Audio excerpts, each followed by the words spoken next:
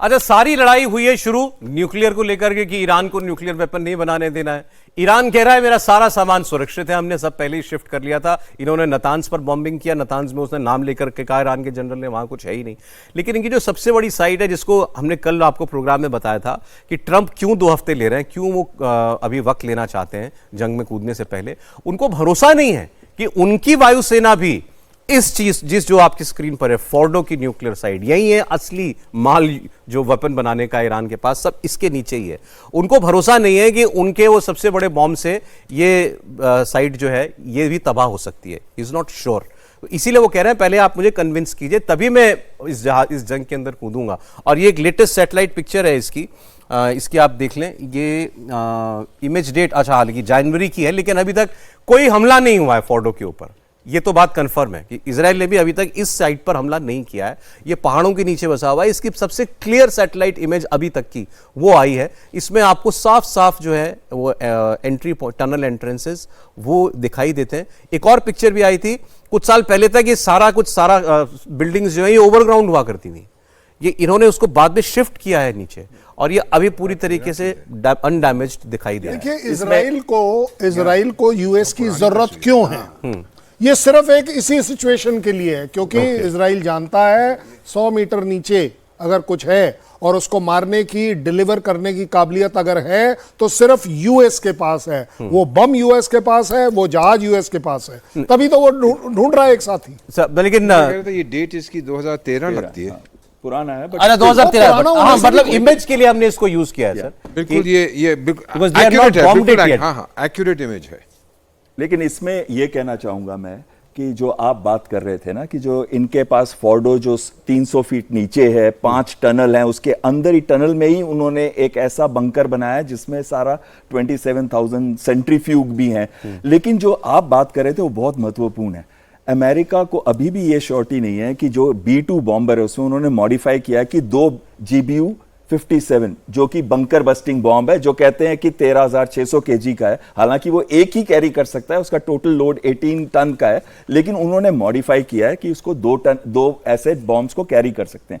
अभी भी अमेरिका को श्योरिटी नहीं है कि वो बॉम्ब जो है, चाहे वो 2 छोड़ें, चाहे 4 छोड़ें, चाहे मल्टीपल जहाज के साथ छोड़ें, कि क्या वो उसको डिस्ट्रॉय कर पाएंगे कि नहीं कर पाएंगे। अब सर जो ब्रेव पोस्चरिंग ईरान के जनरल दिखा रहे थे, ये केवल अपने लोगों का हौसला बढ़ाने के लिए है या आपको लगता है ईरान लंबी लड़ाई लड़ सकता है? नहीं, ये 100% डोमेस्टिक ओपिनियन के लिए है। और अभी जनरल साहब ये कह रहे थे never under estimate the enemy, उसमें मैं ऐड करता हूँ डोंट स्टॉप योर एनिमी अगर वो गलती कर रहा हो। ईरान इस समय गलती कर रहा है, उसको मत रोकिएगा, करने दीजिएगा। क्योंकि सर मेरा मानना है दुनिया भर में जो जूइश कम्युनिटी फैली हुई है, खासतौर से अमेरिका में, वो इजराइल को कभी बर्बाद नहीं होने देंगे। This is their only homeland sir. कितने तो यहूदी बर्बाद कर दिए थे हिटलर ने, और तब इनको ये होमलैंड दिया गया। उसकी आर्ग्यूमेंट जितनी मर्जी है कि पहले मेरा था, पहले मेरे ताए का था, तेरे ताए का था, दैट डजंट मैटर। ये उनका होमलैंड है, बिब्लिकल होमलैंड है, वो कभी भी स्वीकार नहीं करेंगे। और फाइनेंशियल ताकत उनके पास बहुत है।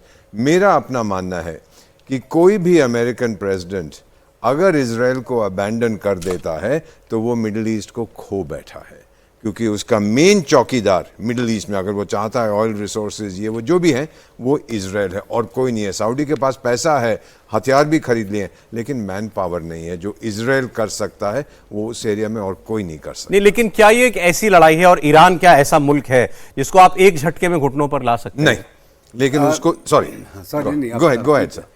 ऐसा है कि Iran conventionally you can not defeat them, लेकिन अगर it comes to the question of existence of Israel, तो जो उसके बाद 90-100 जो न्यूक्लियर डिवाइस है वो इस्तेमाल कर देगा। अगर तो दुनिया तो में कोई बहुत बढ़ जाएगी। नहीं, अगर कोई दुनिया में न्यूक्लियर डिवाइस इस्तेमाल करने की काबिलियत रखता है और गुर्दा रखता है, वो इजराइल है, और उसके लिए उसने बनाई इसी के लिए है वो। So that is the story. Nuclear option kicks in when you are threatened with extinction. जब आपको खत्म कर देंगे, आपका व्यक्तित्व, एग्जिस्टेंस खत्म हो जाएगा, तब अस्तित्व जो है खत्म हो जाएगा, then you exercise the nuclear option and do it Israel if you have to, because आपके पास और जगह कौन सी है? छोटा सा तो आपका देश है, 1 करोड़ की आपकी आबादी है within Israel, बाकी तो हर जगह फैले हुए हैं। You have to do it, you have to survive. नहीं, वोरा सर, एक थ्योरेटिकल क्वेश्चन दे रहा हूं आपको, इवैल्यूएट कर लीजिए। लेट अस से हमने जो छोटी सी लैंड है इसराइल की, उसमें से सारे यहूदी हटा दिए, आपको क्या लग रहा है ये लड़ाई खत्म हो जाएगी? लड़ाई जमीन की नहीं है, लड़ाई ईरान के तरफ से यहूदी इस जमीन पर एग्जिस्ट नहीं होने चाहिए। So this is कहीं पर भी जाएं वो आएगा और आपके पीछे आएगा, आपके यहाँ टेररिज्म करेगा, आपको मारेगा। तो fine, इसलिए मैं either कहता you हूं kill him or कि you get इजराइल killed की then. मजबूरी है इस लैंड पे से खड़े होकर, अगर आप आज हट भी गए तो भी आपको बचाया। कल एक खबर ये भी थी जो अभी आपने कहा, मुझे याद आ गया कि अब ईरान जो है केवल इजराइल पर ही नहीं बल्कि और देशों में जहां कहीं ज्यूइश कम्युनिटी सेंटर्स हैं वहां पर भी हमले कर सकता है, करवा सकता है, नॉन स्टेट एक्टर्स प्रॉक्सीज के साथ। तो वो अभी तो शुरू भी नहीं हुआ है, इजराइल के साथ वो प्रॉक्सी वॉर भी कर सकते हैं और ये एक बहुत बड़ा डेंजर रहेगा वहां पे, क्योंकि कहीं से भी आ सकते हैं, वो लेबनान से आ सकते हैं, हमस के आ सकते हैं, कहीं से भी आ सकते हैं। लेकिन एक चीज मैं इसमें सर कहना चाहता हूं कि यूरोप में जो जेनेवा में कल मीटिंग हुई है जिसमें यूएस, यूके, जर्मनी और साथ में ईयू के भी रिप्रेजेंटेटिव्स थे, और क्या कहा ट्रंप ने, मैं ऐसी कोई मीटिंग पे अहमियत नहीं देता हूं, लेकिन मैं आपको बता रहा हूं कि वो जरूर देता है। और साथ में अगर ये पीस डील होगी, जो मुझे बहुत लग रहा है, बहुत अंदर से लग रहा है कि 2 हफ्ते के अंदर अंदर ये पीस डील जरूर होगी। इस वजह से होगी क्योंकि इजराइल लास्ट नहीं कर पाएगा उसके बाद, और इजराइल को बचाने का एक तरीका है कि वो ईरान के साथ एक न्यूक्लियर डील अमेरिका कर। इजराइल को बचाने के लिए पीस डील होगी एब्सोल्युटली। न्यूक्लियर या ईरान मांगेगा? नहीं, इजराइल और ईरान ने तो दूसरे दिन से मांग रहा है, ईरान दूसरे दिन से कह रहा है। लेकिन अब क्या हो रहा है कि अभी इतने डैमेज हो गया है इजराइल के अंदर। अभी अगर सपोज, मुझे 1 मिनट और दीजिएगा, सपोज 2000 मिसाइल्स वो एक्सपेंड करता है, सपोज, मैं ये भी नहीं कह रहा हूं 5000, 10,000, 20,000, मैं कह रहा हूं 2000 करता है, तो सोचिए अगर 10 से 15% भी लगे तो कितने टारगेट्स हो गए? 200 टारगेट हो गए। क्या बचेगा इजराइल के अंदर? नहीं, लेकिन उसके बाद ईरान का क्या बचेगा? कुछ नहीं, रिटेलिएशन होगा, अटैक करेगा वो, कुछ नहीं बचेगा सर। ये अभी जो कर्नल, सॉरी, बड़ा है, कर्नल साहब ने अभी जो ये मीटिंग हुई है इसमें, सॉरी, मीटिंग जो हुई है जिसके अंदर इनका फॉरेन मिनिस्टर गया था, फ्रांस, यूके एंड जर्मनी का जी।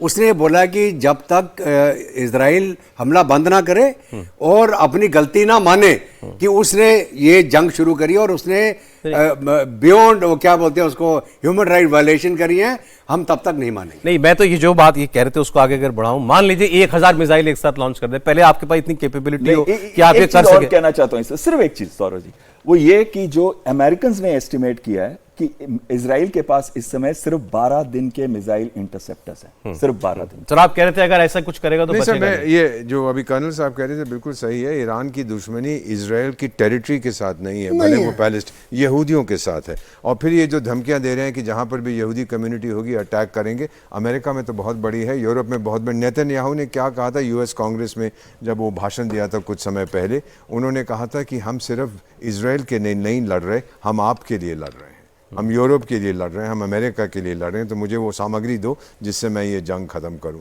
Sir I trust him, I believe him कि वो कह रहा है we are fighting not just कि हम यहूदी जो हैं, हम यहाँ इजराइल की तरह, हम तो उठ के चले जाएंगे लैटिन अमेरिका में, हम कहीं और चले जाएंगे, लेकिन ईरान मानेगा नहीं। और किस लिए नहीं मानेगा? क्योंकि उसका भेजा फ्राई हो चुका है। यहूदीज have a right to exist.